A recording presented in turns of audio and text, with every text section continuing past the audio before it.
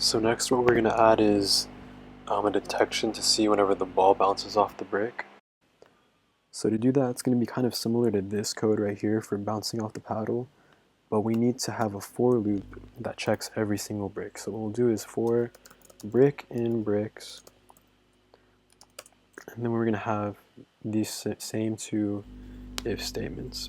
So we'll say if the ball dot x is greater than or equal to the brick dot x, and the ball dot x is less than or equal to the brick dot x plus the brick dot width. So now we're checking if the beginning of the ball is between the beginning and the end of the brick, or if the ball dot x plus the ball dot width is greater than or equal to the brick dot x, and the ball dot x plus the ball dot width is less than or equal to the brick dot x plus the brick dot width. So that's pretty long, but basically what these two statements are doing is checking if either the beginning of the ball or the end of the ball are between the beginning or the end of the brick that it's at in the for loop. And so now we need to just check to see if the top or the bottom of the ball is colliding with the top or the bottom of the brick. So we'll say if the ball dot y is greater than or equal to the brick dot y,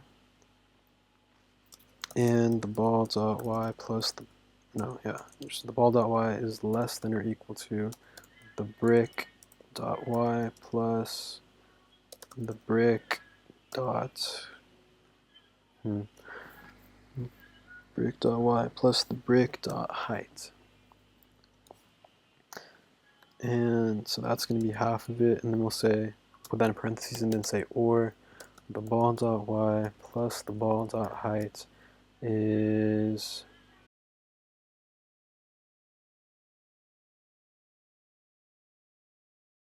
alright, so what we're going to do is we're going to say bricks dot pop bricks dot index of the brick that we're on.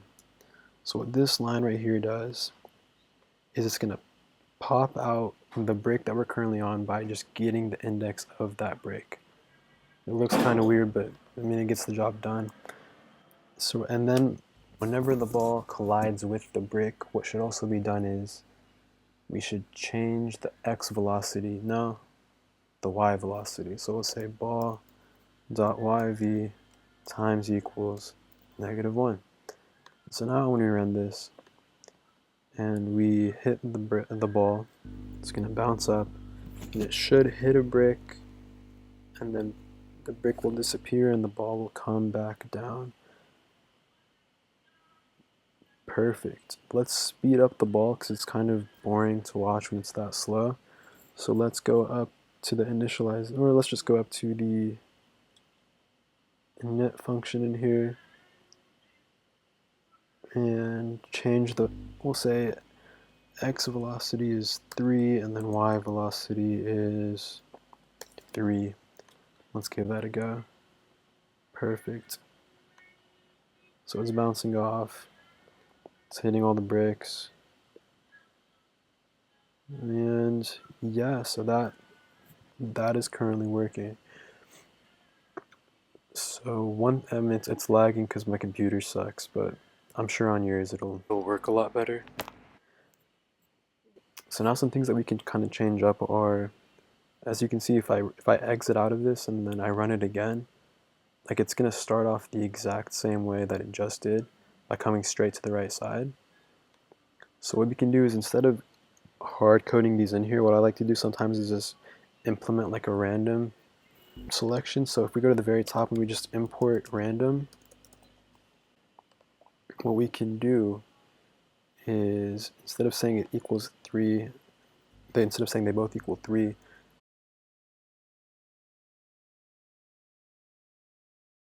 so now when we run it, that one had a very high x velocity and not too high of a y velocity, so that's why it's going so far off to the side. But then if we x out of it and then run it again. It went to the opposite side. It feels like it's bouncing. It's going off to the side so much. Maybe we should. Let's increase. Let's say for the Y we should want it to be 3 or 4. That should kind of balance it out a little bit. Yeah, so that looks a little bit better. It's still just as fast. It's bouncing off the top and the bottom. So now the only problem we have left is if the ball comes back down and I don't hit it, nothing happens. So what we have to do is detect if the game is over so that the user can either play again or exit the game. And so to do that, we're going to go up to the very top. We can just kind of, we can just do right here. We can say game over equals false. And then down here in our while loop, basically from ball.move down to the end of this for loop, we're going to highlight all of it and then just press tab. And at the very top, we'll add an if statement. So saying if not game over. And so all this is going to happen while it's not game over. The way we actually detect if the game is over is just add an if statement down here. We'll say inside of this redraw game window, we can display some text as soon as the game ends. So we'll say if game over. What we're going to do, before we do that, let's actually create like a font. So we'll say font equals Pygame. Whoops. Let's take that out of the for loop. Font equals pygame.font.sysfont. And we'll go with Comic Sans. You can pick any font that you like. And then we'll give it a size of 50. Perfect. And then what we need to do is create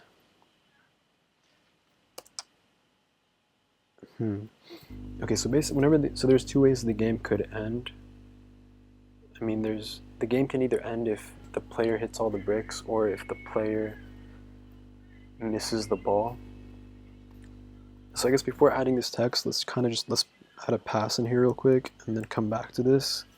So what we need to do is, well, actually no, it's fine. Alright, so what we're going to do is, if it's game over, we're going to check if all the bricks have been hit. So we'll check if the length of bricks equals 0. So if it equals 0, that means the player hit all the bricks and the player won the game. So then we'll say the result text, so result res text, we'll set that equal to font dot render, and we'll say like congrats, and then we'll pass a 1, and then we'll give it a color of just white, 255, 255, 255. And then if the length of it is not 0, which means the player did not win the game, we'll say, instead of saying congrats, we'll say, oh, that sucks, or whatever. So we'll say, like, that's rough. Okay, so now we have two possible texts that we could display whenever the game is over, and it just depends on the length of the list carrying all of the bricks. So we'll say win.blit, or yeah, so this is still in the if statement for game, if it's game over. We'll say win.blit res text, and it'll pick the proper one from these two, and we'll center that, so we'll give it a point of like the screen width divided by 2 minus res text dot get width divided by 2. So what this does is it screen width divided by 2 gives us like 400 pixels, because that's the width, that's half the width, and then we're going to subtract half of the length of either of these texts. And then we're going to do the same thing for y, so we'll say screen height divided by 2 minus result text dot get underscore height divided by 2. And I think that's all we need for now. So let's run it. Let's miss the ball. And it crashes. Okay, let's click this. Okay, so it's crashing because there's some type of problem in here. And that problem is... Oh, it's the parentheses. So we need a parentheses holding all of these. I think, I don't know, let's see. Miss. Okay, so that gets it to work. So since we didn't win, it's going to say that's rough. So now what we need to do is also implement a way for the user to be able to play again whether they won or lost. So if we go down here into the while loop, what we can do is we can, like, let's say we want them to press space, for example, whenever they want to play again. So we'll say we're going to create a list of all the keys that are pressed while playing. So we'll say keys equals pygame dot key dot get pressed. And then okay, let's say if the length of the bricks is 0. So as we said earlier, if the length is 0, that means they won. So we'll say 1 equals true. And we'll say game over equals true. Because, I mean, technically the game is over, even though they didn't lose, right?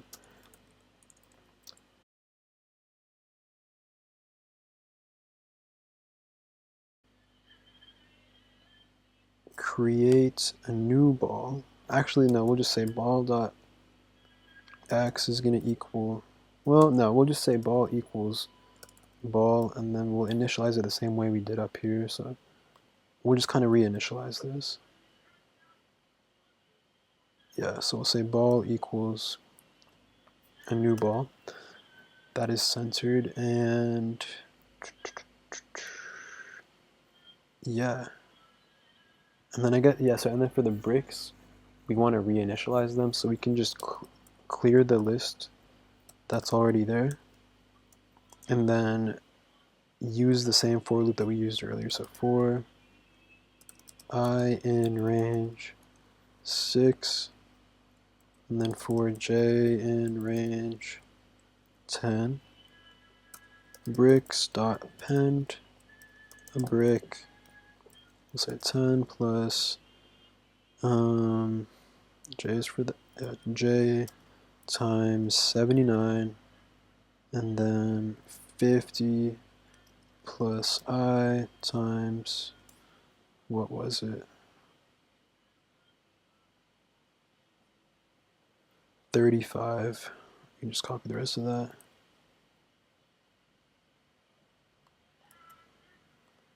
So I times 35, the width is going to be 70, the height is 25, and this is the color. And so now if we run this, okay, don't mind that. If we lose and press space, the game is just going to continue back up from the start.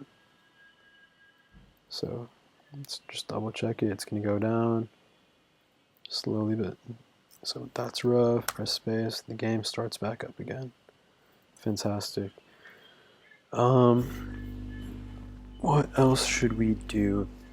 I guess we could give the user a prompt to play again. So up here in the redraw game window, we have either congrats or that's rough.